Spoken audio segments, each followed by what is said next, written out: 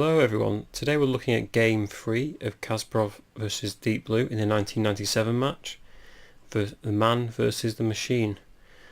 And Kasparov played like he did in his first game. He started off with 1d3, he's white here, and Deep Blue played e5. Kasparov played knight to f3, attacking the pawn on e5, and Deep Blue played knight c6, defending it. c4 was played, so it looks like white is going to start pushing the g3 pawn, play bishop to g2 and control the white squares. And black is going to play knight to f6 here, possibly playing d5 here to support it. a3 was played by Kasparov, maybe preventing the bishop and the knight from jumping into this b4 square with some tactics at a later date. And here Deep Blue played d6. d5 is also possible, but after c takes, knight takes, knight bd2, and say bishop g4 from black, it's still quite even. Play could continue with g3, queen d7, bishop g2, bishop c5, castles and castles, and here black actually has a slight edge, so it's preferable to play d5 in this position to open it up, but the computer decided to play d6, supporting the e5 square and developing the bishop on c8. The only bad consequence of d6 is that this black bishop is blocked in on f8, and throughout the game you'll see it never finds a good home really. So here Kasparov played knight to c3, continuing his development and going after the centre white squares, so he supports d5 and e4 with this knight. Bishop e7 from black, developing the bishop and about to castle, and it's actually quite a nice solid structure from black. So there's definitely no weaknesses here. g3 is played by Kasparov, castles from black, bishop g2, bishop e6, and everything seems to be pointing towards this d5 square. I'm just wondering if black will ever push it, but the pieces are definitely fighting for the control of these squares. Castles from Kasparov, queen d7, maybe threatening bishop h3 to get rid of this bishop as well. But here Kasparov played knight to g5, stopping the idea of bishop h3 and also threatening to take the bishop on e6. If this move ever happens to you, the correct reply is either bishop g4, which could be played, or bishop f5, which is played in the game. So if bishop g4, h3 could continue, bishop h5, g4, bishop g6, and maybe like knight f3. But the point is that the bishop has found like a decent square, and it's sort of wrecked white's pawn structure a bit. These squares that I'm highlighting in red, the black squares, could become weak in the future. So this is the reason you move the bishop rather than let it get taken. But in the game, Deep Blue played bishop f5, moving it to that square instead. And Kasparov played an interesting move, blocking up the position, e4. Probably a wise decision against the computer. Bishop g4 was played, and now Kasparov played f3, completely solidifying the position. We see this again, all his pawns.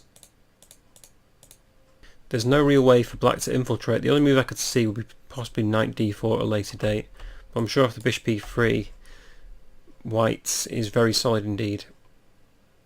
After f3, of course, bishop h5 is played, and here Kasparov played knight to h3 just to move away from this diagonal of the bishop. I was thinking that bishop e3, like we said before, stopping knight d4. So after knight d4, bishop takes, e takes, and maybe knight to e2, attacking the d4 pawn.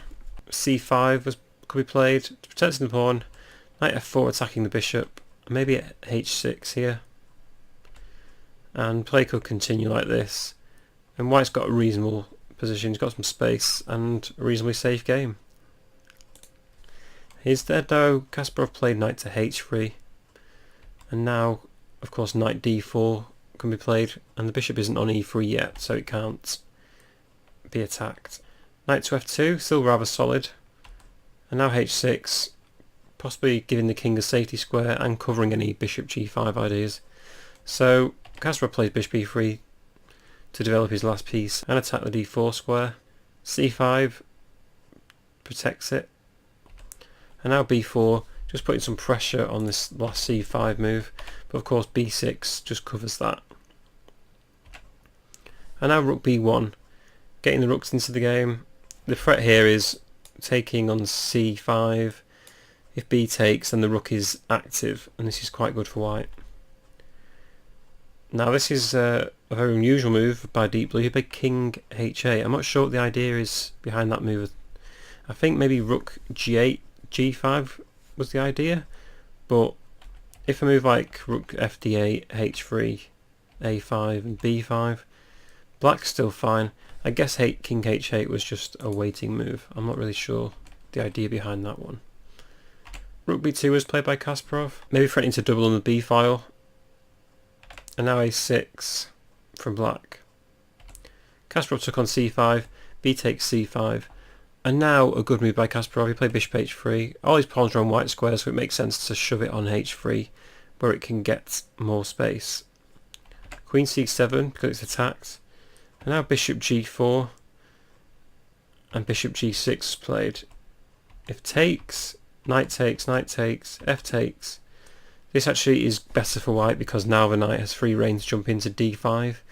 The rooks both have open files, and this is a slight edge to white.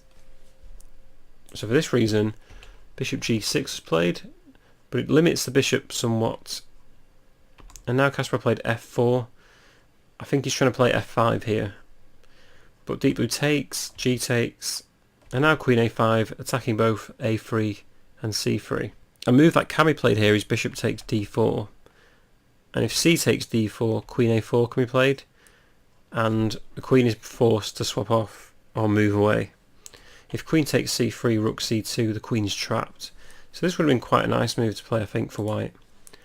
So here bishop d4 can be played, but bishop d2 was played by Kasparov instead. Here black took on a3, rook a2 was played, queen b3. And now white plays f5, attacking the bishop. Deep Blue decided to swap off queens, so bishop takes d1 here, and now bishop h7 from Deep Blue. The only other move here is bishop h5, and if takes, knight d5 again can be played, attacking the bishop. But play continues, maybe knight f3, king g2, knight takes d2, rook takes, and moving the bishop away from the knight threat with bishop g5. But I think white has a better game. After knight f4, king f3, maybe takes. You definitely would say that white is better. This d6 pawn and this a6 pawn are rather weak. The knight's going to jump into e4 and the rooks are going to double and possibly win this a6 pawn. So white's plan's really easy here. So for this reason, bishop h7 was probably a more logical move, even though it looks worse. Kasparov continued with knight h3. Threatening to put it into f4 and then contest this d5 square.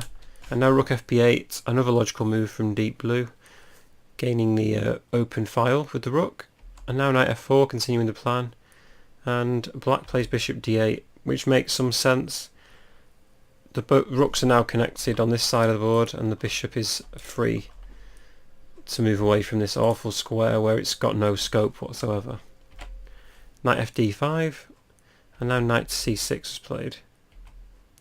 If knight takes d5, knight takes d5, this just gets rid of black's best piece really, and the knight is still on d5, so there's really no point in taking it at the moment.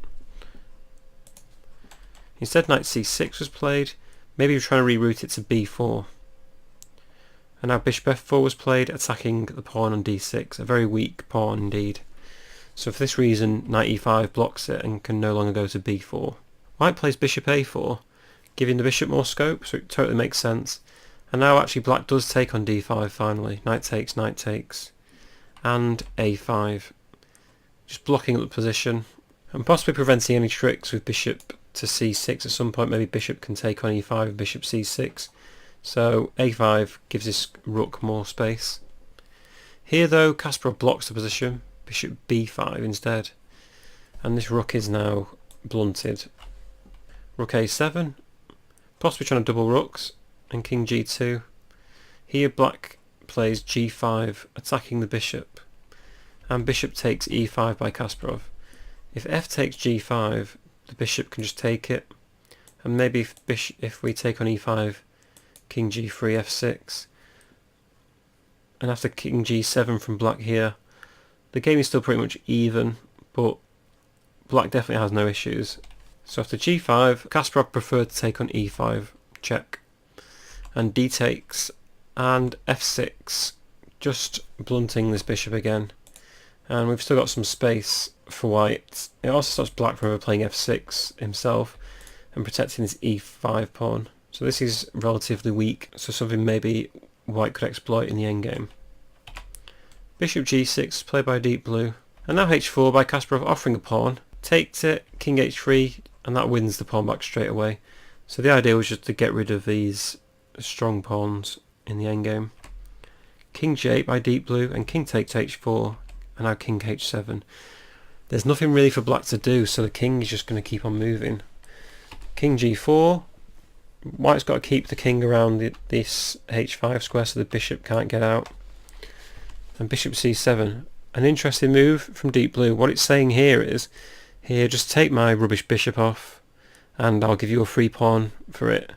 So essentially white is gaining the pawn back that he sacrificed a while ago for this very strong knight. I wasn't really sure if they should take it. Knight e7's a move, but after rook f8, rook h1, maybe h5 and king h4, bishop d6, knight d5, and king h6. There's really not really a way to progress for either side. Bishop c7 will probably be played. Maybe white could double on the A rank, but it's going to be very tricky. So bishop c7, Kasparov took the bishop on c7, rook takes, and now white takes on a5, rook d8, attacking the d3 pawn, and now rook f3, protecting the pawn. And black can't double because the bishop looms over these important squares. So it's very drawish, and there's no real way for each side to progress now.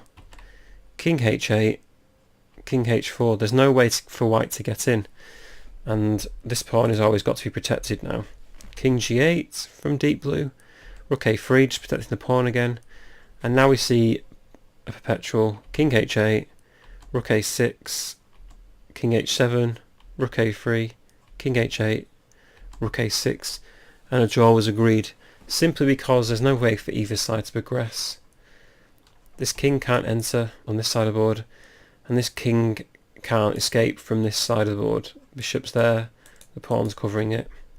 So it's just up to the rooks and the king to move around. So again, a very tight game, and Kasparov doesn't play his usual game against a strong computer, just plays these little weird openings with many pawn moves, trying to consolidate the position and keep it as simple as possible. I'll be with you with game 4 very soon. Thanks for watching.